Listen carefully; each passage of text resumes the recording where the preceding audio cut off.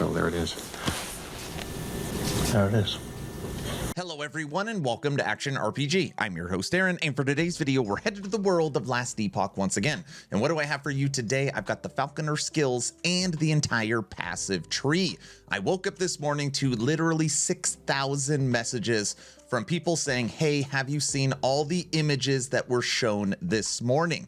And I did check. The images that were shown are fair use based upon where they originated from, and checked with EHG, and these are shareable images. So before anybody says, oh, Aaron, you're gonna get in trouble. No. I made sure I contacted the correct people and have permission. So what we're gonna be looking at today is some of the images that were found for the Falconer. This isn't gonna be in-game, but this should give you a very good idea of what is coming February 21st, Echoes from the Void 1.0 release. So let's kick things off with a skill, and then I'm gonna go through every single passive node on the tree. It is a ton of information, so I plan on talking fast. Feel free to pause, stop, look at what you would like. Falconry. Passive summons a falcon that fights for you. Now this is very different for EHG. Yes, it is a passive falcon that then you can activate. Active Falcon strikes. The falcon rapidly hits enemies in a target area. Scaling tags: minion, companion, dexterity. Minion tags: physical melee. Dexterity scaling 4%. The falcon cannot take advantage of an untargetable by enemy. Press A to give the minion attack commands. Now I've been asked over and over again, and obviously I wasn't able to confirm or deny anything. I just said you gotta wait. But now you know that when it comes to minion scaling, there is at least a skill right here focused around minion. Now, what you see on the screen is the actual full passive tree for the Falconer. And again, we're gonna go node by node. It is a ton of information. Starting with Wilderness Scout. This gives you health and dodge, pretty basic node. Raptor's Wing, this is interesting, and there's actually a node later on you will see that this works with. You have a chance to gain haste for 2 seconds when you or your falcon hits an enemy. Additionally, you deal more damage, multiplicative, while you have haste. Haste gain chance 2%, more damage with haste 1%. Handler, increased minion damage and 5-point bonus. Your falcon and ballista have additional base crit. So ballista does have synergy with Falconer. Very, very cool. Outlander's Tenacity. You have additional dodge rating, and you gain a portion of your maximum health as endurance threshold if you have not been hit. So boost to your dodge rating, and you have a chance to get some endurance threshold. Agile Hunt. Base dex, and with 5 points invested, your falcon deals additional throwing damage per point of dexterity. So you will notice throughout this tree, there's been a lot of buffs to unused mechanics inside of Last Epoch, throwing being one of them. Throwing. Any throwing fans out there? Crimson Skies, you have a chance to gain a stack of Crimson Shroud when your falcon or ballista hit an enemy. 5%, up to 25%. Stamina of the Rover. Increased dodge rating, increased mana regen, and you gain, and with 4-point bonus, you gain mana when you dodge. This effect has a 1-second cooldown for some survivability. Ranger's Mark. You deal increased damage while wielding a bow, and your bow hits have a chance to grant your falcon additional melee damage for 4 seconds. This has no stack limit. So you think about Rogue right now, you've got the Blade Dancer, you've got the Marksman, and you've got the Falconer. Well, with the Falconer, you can totally use a bow. Confirmed. I mean, we knew we could use a bow. Now there might be a reason to use a bow. Pelt. Increased throwing attack damage 7%, increased throwing attack speed 2%, and this has 7 points you can put into it. Expert Duelist, another very interesting node. Increased melee damage with two-handed weapons, 5-point bonus. Increased melee attack speed with the two-handed sword, fire penetration per int with the staff, and melee damage per 10 dex with a spear. So the two things you will notice a little bit of buff to is throwing and spears, because we know that spears have been in a weird place for a while, forever. Fencing Grace, increased damage with a one-handed weapon. You have additional block chance while wielding a one-handed weapon, and you have additional block effectiveness per point of dexterity. So if you want to do a one-handed and a shield with a falconer, you could do that. You can go into block with this class. So many options. Blast radius. Buckle up for this picture. Your area skills deal damage in a larger area. More information. Traps include explosive trap,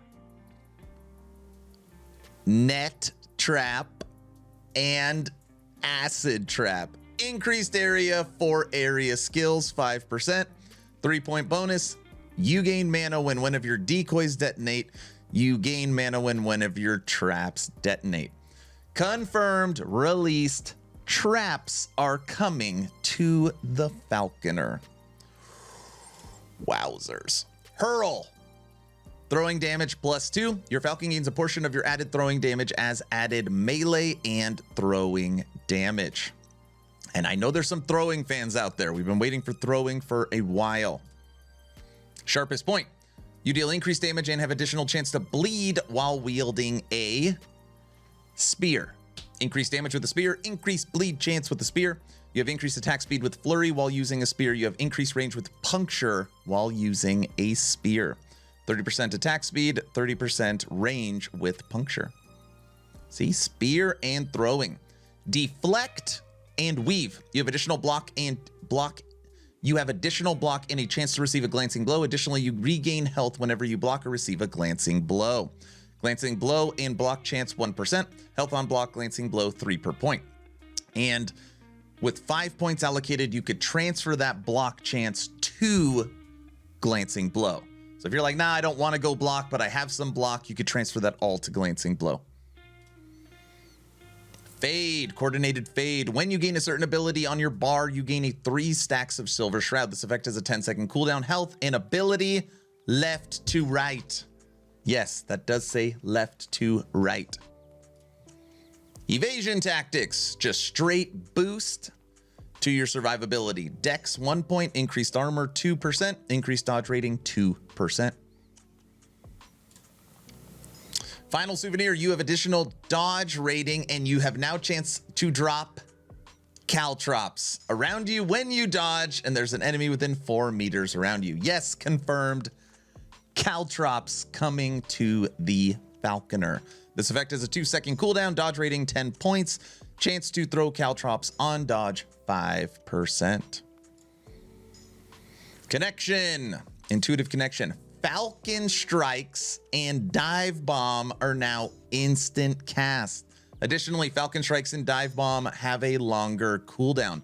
Falcon abilities instant cast, increase cooldown 5%.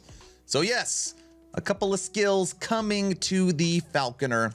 And as you can see from here, they aren't instant cast and you can now make them instant cast. Falcon Strikes, Dive Bomb. Dive Bomb. Relentless Talons. Increased damage, increased minion damage. A portion of your Falcon's damage is leached as health for you per point of dexterity.